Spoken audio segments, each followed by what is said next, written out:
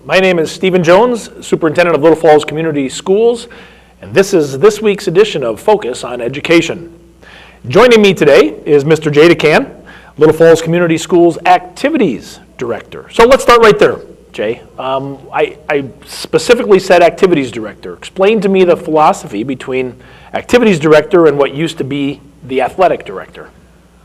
Well, Mr. Jones, any school activity that happens basically in our district is run through our office, and it's not just athletics. It's the fine arts, band, choir, one-act play, speech, drama, knowledge bowl, robotics. Looking at a trap shooting team this spring. Any activity that our students have an opportunity to participate in after 3 o'clock during the day would fall under our office. And I think that's a great change. I think philosophically for school districts, but also for our community to understand that it's not just about sports. It's not just about sports. We want our kids involved, and we feel that our kids who are involved in activities have more ownership in our school, they have a lot more flyer pride, and any way that we can get our students involved in any extracurricular activity, we think is a bonus for our students, a bonus for our community, and being mentored and being able to work with the great coaches and advisors that we have in our programs. And what do the statistics tell us about kids that are involved in activities? Well, the graduation rate's better, GPAs are better. They're the workforce and being good workers, sportsmanship, teamwork, all those good character traits are all things that are extension of the classroom, and they get an opportunity to work on those after 3 o'clock every day. And that's something that we really hold true here at Little Falls Community Schools. We really focus on the fact that we want our kids involved. Well, I think flyer pride in general just explains that. Yep. So, fall. We're here on, October 15th, midway through October, so a month and a half into the school season, but really we're 2 months into the fall athletic season. We are, and we have some teams that have wrapped up their fall seasons already, and we have some teams that are at that point now where section play, and we're waiting for some volleyball seeds today, and so we're moving forward now into the playoffs. Well, people that have been involved in schools know that the fall athletic season, activity season, really can help dictate the way a school year goes. And so let's do a brief review of our seasons so far. Absolutely. Let's start with boys and girls soccer. Unfortunately, both of their seasons came to an end last Saturday, but they both were able to host home playoff games. Our girls were the Granite Ridge Conference champions, first time in school history. I believe they had a 10-win season. Yep. Unfortunately, they lost a real close match with Sauk Rapids on Saturday, but the things that they've accomplished in the last 3 or 4 years has been outstanding. The numbers are up, participation's up, it's great. The boys soccer team faced the number 2 team in state in Apollo on Saturday, but had a great win at home last Thursday in a home playoff game. Again, fantastic job. They've had a winning record. They've been fun to watch. They're scoring a lot of goals, and that's always positive. And I'm not sure that going into the season for either the boys or the girls that the records would have been expected. I think they both thought that they would have good seasons, but I agree. I think that the coaches and the players have exceeded expectations, had a great season, and we're very excited about that. Yep. Tennis has already wrapped up their season. Tennis completed their season. Their section meet, we're in the north half of our section, so they had a little short trip up to Grand Forks, North Dakota. Yes. And we had a very good showing. We ended up facing the number 1 seed in Bemidji. So our girls' season came to an end in Grand Forks, but they had a great year. Very positive year for them. Numbers were up. Number 1 singles and 2 singles and number 1 doubles had very good seasons, and we have a lot of young athletes in the program who I think in the next year or two they're going to turn the corner. Good. Cross country had Granite Ridge Conference race yesterday. Granite Ridge Conference meet yesterday. Our girls, again, very young, finished 5th in the conference. Boys were the 2nd place team, and Tyler Moore was the medalist of the meet and was the champion and won by 26 seconds. Wow. So Tyler had a great performance yesterday in Becker. And Tyler's just a sophomore. Tyler's a sophomore, yep. And then Hunter Zupko, our number 2 runner, is only a 9th grader. Okay. Actually, an 8th grader. 8th grader, He's an 8th grader. He's 8th grader, That's yep. right. So there's a lot of youth in both those programs right now, and numbers are good. Numbers are great, fantastic. We're 7, 8 deep on the boys' side, and the girls just have a large number of young girls that Coach Devine's rotated in, and they're going to continue to get stronger. Volleyball had a great 5-set win on Monday night against Piers. You know, anytime that we can beat Piers, that's a good thing. But yep, they had a great 5-set match. Crowd was outstanding. Our student section was outstanding. I think the girls fed off of that. They had a nice come from behind win there, and it was a fun night in the gym. And their outlook coming up for seedings. The seedings should be out around noon today. Okay. All the coaches had to have their seedings in by 10 o'clock this morning. We emailed ours in, so we should be looking for something around noon. So there's a chance of a home game. Okay. Yes, there's a chance of a home game, which would be next Tuesday, I believe. Okay, and that's always a nice statement for a program to get that home playoff game. Absolutely. Okay, and football back on the gridiron tonight, hosting Becker. We're hosting Becker tonight, which is two-time defending Granite Ridge Conference champion. They're an outstanding football team, outstanding football program, and it's a great opportunity for our kids to see where we're at and build momentum into the playoffs next Tuesday. Okay, so opportunity for us to host a playoff game perhaps on Tuesday night? I believe we'll be hosting a playoff game. We'll know Thursday morning, but right now it looks like Thief River Falls will be coming here next Tuesday night at 7 o'clock. Which would be a rematch, right? Be a rematch from week 1 where the Flyers traveled to Thief River Falls and won a exciting 43-40 football game. Exactly. All right, so that takes care of all of our sports. We still have some middle school activities going on, or they are wrapping up this week, I think. Middle school volleyball and football both wrapped up yesterday. Okay. We still have swimming. Swimming had a nice win at Albany last night. They've been very competitive this year. They've had some nice wins in the Granite Ridge Conference. Yep. Very young team. Very young team that's starting to, Yep. I mean, but a lot of those young swimmers have 2-3 years of varsity experience. Yep. So it's been fun to watch, and again, they're going to continue to get better and make a run here as the years go. Yep, I think their conference meet is next Saturday, if I'm not mistaken. Next Saturday, correct. Yep. In Becker. Yep. Okay, so we're really starting to put an end on the fall. Kids are starting to think about the winter sports. Not that we're trying to jump ahead, but if you're new to the district or you're watching at home, what are some of the activities that we offer in the wintertime in terms of sports? We'll come back and talk activities in just a few minutes. On the girls' side, we have gymnastics, girls' basketball. We have a co-op with Brainerd and girls' hockey. Okay. And then on the Nordic ski. Yep. And then on the boys' side, we have Nordic ski, boys' basketball, wrestling, and hockey. Yep. And so a lot of opportunities for our kids to get involved. Okay, so activities. I know the play is coming up. Director Laura York is working on the play. I think the end of the month, right? 30th and 31st, or 31st and 1st. Correct. 31st and 1st will be the fall play, and then we'll have speech and one-act play. Will start to go here in November and December, and then we'll have the musical. We'll have auditions in February. Okay. So we have a lot of opportunities for students. We have Knowledge Bowl, robotics. Yep. So again, the opportunities outside of the gym or the hockey rink or the athletic field, there's a number of opportunities for our kids to get involved. And let's not forget band and choir. Band and choir. Yep. Our band and choir numbers right now are as good as they've ever been. Mr. LaFlamme and Miss Larson do a tremendous job. It's a very positive atmosphere for our kids. Yep. And simple Flyer pride and how they carry on with their business down there is outstanding. Just learned a couple days ago that the jazz band, and a 9 or 10 member jazz band, has been selected to play at the Minnesota School Boards Association conference in January in Twin Cities. I believe we're sending 20-some students 20-some, okay. Yes. Yep, they're going to be down at the Superintendent's convention at the Convention Center. Yep. I believe they play 10 to 10:45. Yep.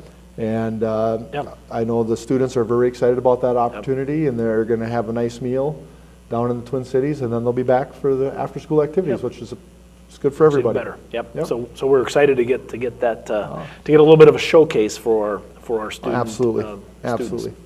So now you've been here. This is your 3rd year, Jay. Yes. You started at the middle school as a combination dean of students and activities director, and we were able to shift you over to the high school last year. So in terms of transition and the way that your job is going, how do you view the Little Falls Community Schools District as a semi-new employee? I tell you what, it's as a parent and an employee here, the positive attitude that everybody has a smile on their face. Our students are just second to none. I mean, they are class act. They carry themselves very well. I know my 2 children, I absolutely love it here. My daughter graduated here last year, and she considers this home, and she only was in Little Falls for 2 years. And I would say the same thing as an employee. I just think that the people here, everybody wants to work together. We're a team, and it's very easy to get out of bed in the morning knowing that you're coming to that type of work atmosphere. So as we talk about Flyer Pride, and that's something that we really use as more than just lip service around here, as the head football coach, how do you incorporate Flyer Pride into what you do as a coach? Well, you know, we always talk to our kids, whether we win or lose after the football game, when we shake hands with the other team, we're going to put our helmets on, and we're going to have class. We're going to represent our school in a positive manner. We're going to congratulate the other team, whether it's in victory or defeat. I've seen a lot of our players congratulate some of the opponents who've had an outstanding game, seek them out after games and congratulate them on their performance, and I think that's just a great demonstration of Flyer Pride. Well, you kind of mentioned it early on in our conversation, you know, that really activities departments that work really are preparing kids not only for competitiveness on the field, but also for life off the field. Oh, absolutely.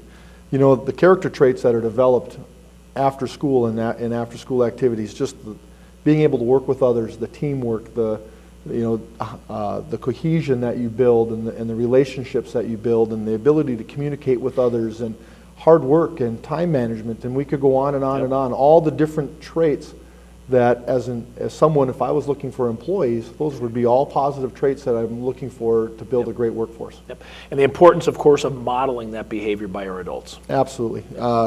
Our advisors and our coaches are so wonderful for our kids. I mean, all of them are positive role models. They're all great mentors. I know that I've listened to so many of our coaches talk to our athletes and our students about how you carry yourself and how you represent Little Falls, not just the school, but the community.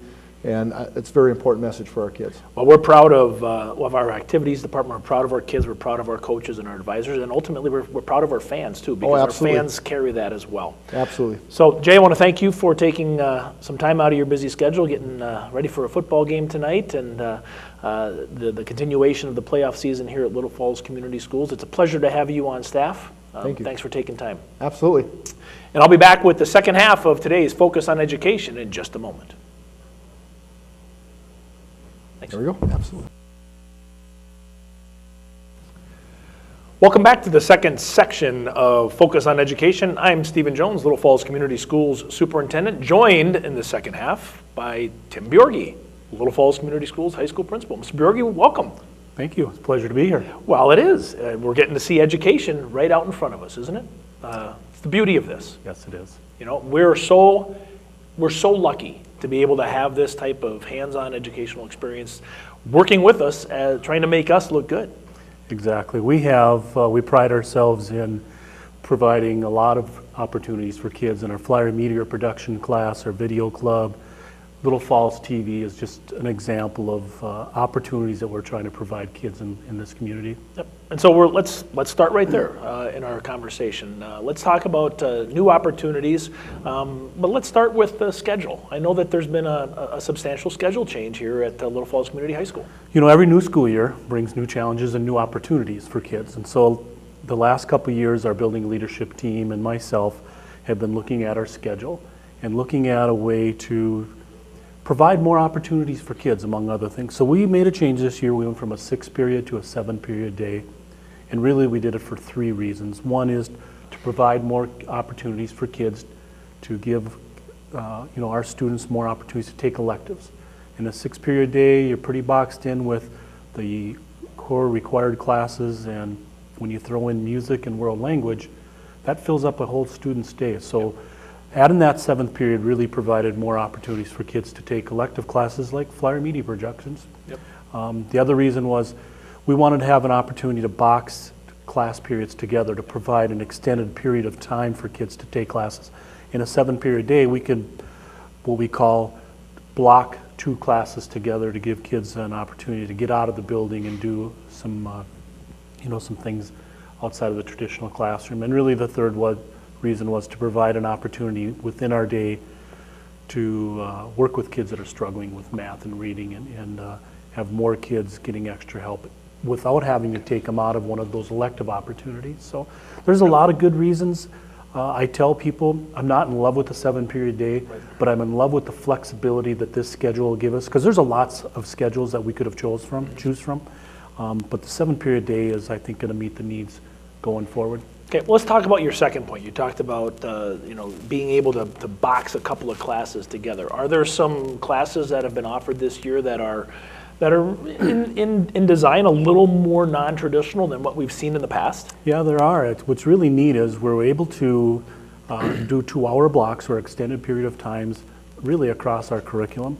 A lot of people thought we were just doing it for kind of the tech ed north end of our building, which we do have 2-hour blocks in automotive. We have 2-hour blocks in natural resources. We have 2-hour blocks in woodworking and cabinet making. We have 2-hour blocks in construction trades, a new program that we've brought back. And then we have a 75-minute class period in college composition and college calc that we've hooked those kids together. So we've done some creative things already this school year, and I think we're going to do a lot more creative things going forward.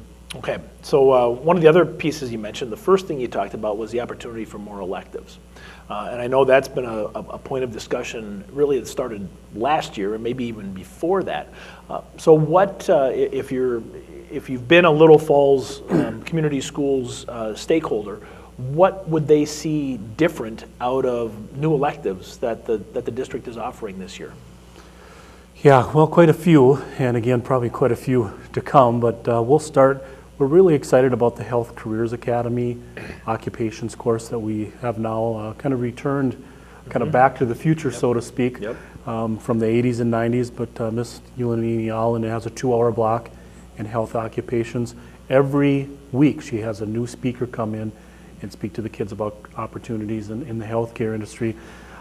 Again, first year of the class, a lot of room to grow, but the kids are really, really enjoying that. Another big change in our school this year is we've added a .6 agriculture teacher, Miss Danager, through a grant and cooperation partnerships with Central Lakes College and NJPA, and so she and her program are really coordinating the garden program that we're very proud of. We have a course called Adventures in Gardening and Planting and Growing the Garden. We have, of course, a new learning lab in the high tunnel and a brand new greenhouse, and so the potential for our egg program to continue to grow and expand and do wonderful things is just, the sky's the limit there. Yeah. Robotics is another area I know that started as an activity 2 years ago. I think we've done 2 years now of a robotics competition, but there's been such an interest in that there's been room made in the schedule for robotics. Yes, as you mentioned, it started with an activity where we're part of the first robotics program. Started out with 13 kids the first year, 45 the second year. Made a decision to offer a robotics class in the curriculum, team taught by Eric LeBlanc and Mike Huck. We had, I believe, 113 students sign up. They're team teaching the class. There's a computer lab portion of the course, and then robotics, kind of a dirty lab, although it's clean. But they call it a dirty lab. And the kids are just enjoying the heck out of it. Yeah, well, I love the philosophy of combining science and industrial tech. What folks would refer to as shop. I mean, there were years ago in high schools, the shop teacher and science teacher never saw each other, and now they're team teaching together. Exactly. Yeah. We really stress cooperation, and again, that's the way the world works and evolves today, is working together collaboratively and that's a great example between industrial tech and science. Well, what struck me with the 3 areas that you talked about was the opportunity for partnership outside of the school buildings. And I think that's been a driving force of the last couple of years here at Little Falls Community Schools, is building those partnerships. So the health occupation certainly has that potential with local medical facilities, and certainly ag as well as the robotics. Yes, we are very fortunate that we've never been short of support in this community. From someone that's, of course, graduated from high school here, Little Falls has always prided itself getting behind its schools. We went through a few peaks and valleys along the way, but anybody I talk to about how things are going at Little Falls, not only the high school but our district, is very positive feedback. And the excitement around the programs that we're developing and some of the ideas that are flowing out throughout the community in regards to what's going on at schools is very, very positive. Yep, and it's interesting how over the last number of years, the role that schools play in the lives of students and families has certainly changed. One of those areas to really highlight that, something that when it started a number of years ago was thought to be somewhat odd in a school setting, but now has become commonplace, is food service. The fact that schools become really invested in the nutritional aspect of kids' health. And so a number of years ago, schools started offering breakfast. Schools have had lunch programs for a while, but breakfast became one of those offerings in certain areas. Here in Little Falls, for a number of years, we've offered free breakfast to every student. And looking at the numbers, there was some disappointment in the number of kids that were taking advantage of that. So what did we? What was the point of our conversation? You know what? I'm going to just take that in a little different direction. Our food service program really models our entire philosophy of our district. The people that we have working in our food service program at the high school are all about building relationships with kids. Yep. They are the nicest people to work with. And so when you have an idea or a suggestion or ask them for their ideas and a suggestion, it's just been, they've been a delight to work with. And so when we sat down and said, how can we increase the number of kids that are eating breakfast, because we know how important it is that the kids start out their day with fuel in the tank. Mm-hmm. A lot of kids, for whatever reason, just don't get in the habit of eating a good, nutritious breakfast to start school, and it just provides fuel for them. So we started the Second Chance Breakfast, not only in the high school, but other places in the district. And we have increased our breakfast numbers from an average of 182 last year to we are averaging close to 400 kids a day, which means over half of our student body are eating breakfast here at school. So we know at least half are starting the day with energy and fuel in the tank to start their day off right. And those numbers are staggering. They are. It's crazy. We're offering Second Chance Breakfast between first and second period, and the kids have just responded. And so you think about this, the logistics of this. We're serving 220, 250 kids in 4 minutes. Yeah, right. We could have maybe some fast food companies in the community can come and learn some lessons from what we're doing here. It's amazing. Yep. And so that again is just one of those increased roles that schools have had to take over. Well, our time is starting to wind down. What else would you like to hit on, Mr. Bjorge, as we head in towards the 7th week of school already? Yeah, I would just, I guess, like to share with not only yourself but the community that we're off to a fantastic start. Flyer Pride is, our mantra that we've adopted a couple years ago, which really dictates the expectation of how we're going to conduct ourselves, not only students but staff at Little Falls High School. And the Flyer Pride in this building is as high as it's ever been. Our activities have been off to a great start. That always sets the tone for some positive feelings about what's happening in school.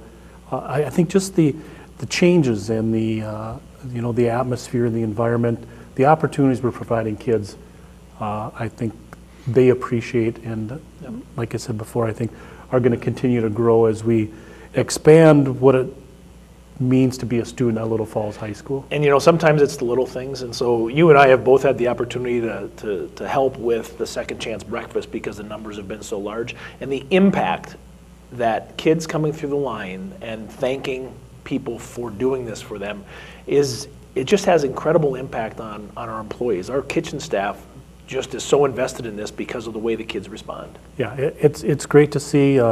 It's a tribute and a credit to our community, to our parents in our community, to I think the expectations that we've established in this school district starting in kindergarten, working all the way up through high school. It's a reflection on the system in general, but we're all about our kids.